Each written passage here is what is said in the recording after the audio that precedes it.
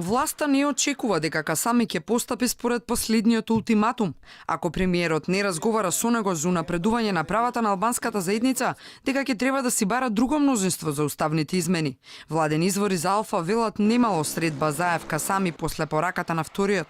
Не веруваме дека БЕСА на Касами нема да ги поддржат уставните измени. Тие и пред првата фаза го поставија истиот ултиматум, но потоа гласаа за отворање на уставот.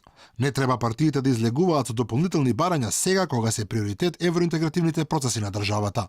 За параката на Алијанса за албанците пак нема коментар. Тие се револтирани заради амнестирањата и кај нив постои сериозна дилема, како што велат партиски извори, за тоа дали оваа власт заслужува на тамошна поддршка. Ќе одлучуваат следниве 7 дена, па официјално ќе кажат дали ќе ги поддржат уставните измени.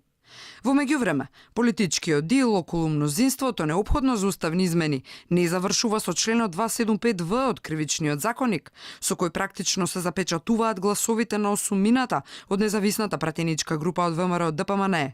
Имено дел од медиумите излегоа со неофицијални информации дека работата ќе се доврши преку Уставниот суд, односно тој ќе одлучува за измена на спорниот член 353, за кој Изаев уште на лидерските средби пролетта тврдеше дека нема да се допре, оти неговата измена значела амнестирање. Истите медиуми најавуваат седница на судот брзо по нова година, а веќе бил и оформен предметот.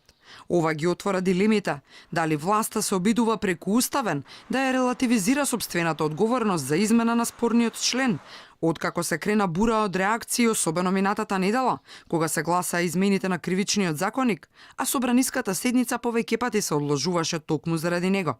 Дали Уставниот суд сега ќе одигра клучната улога на промена на одредбата во членот, со која практично добар дел од предметите на СЈО би биле неосновани, а со тоа и низа осомничени и обвинети спасени.